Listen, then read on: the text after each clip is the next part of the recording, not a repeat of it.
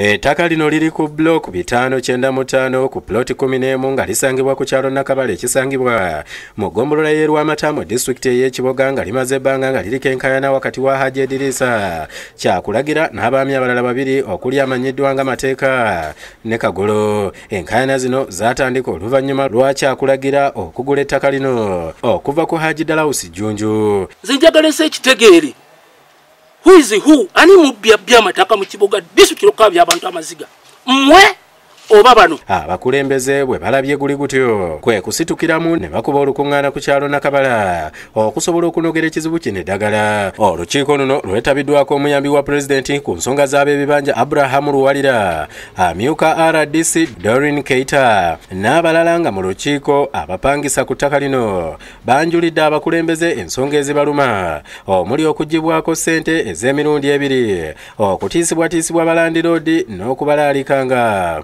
okubagobaganya. Twafuna okutulugunyizibwa okuva mu bantu abajja ne bayingira mu ttaka lya Hajji akulagira bwe tutamanya we baatandikira ne bakola ki we baakwata. Okuva mu mwezi ogwokusatu mbeera yajjanga nzibu ne tutuuse okwemulugunya kwaffe eri chairman.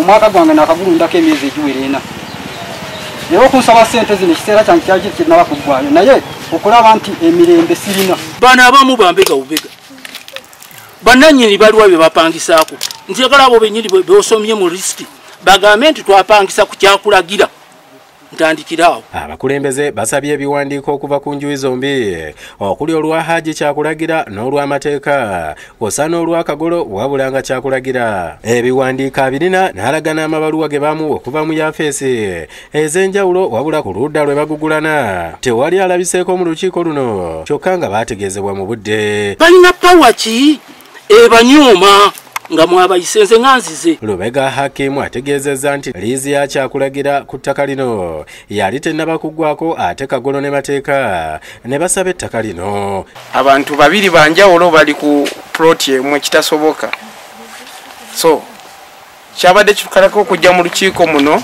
osanga nga n'ekyo tunaakimanya. Sabi wakanya nti Hajji oba yabba ettaka lya Dalausi eyo kya kooti naye ebiwandiiko biri mu district land office biragira ddala ettaka Hajji akulagira kyalikola ki.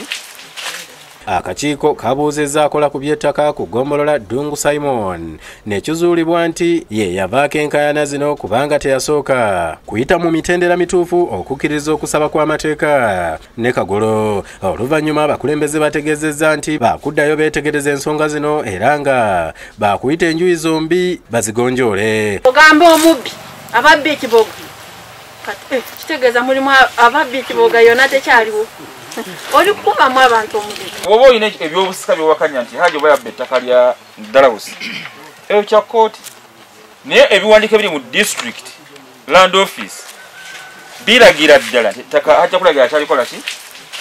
Jimmy Semugabi ne Nazifa Nampeera be bakusakidde eggulire lino ku lwa Bukedde TV.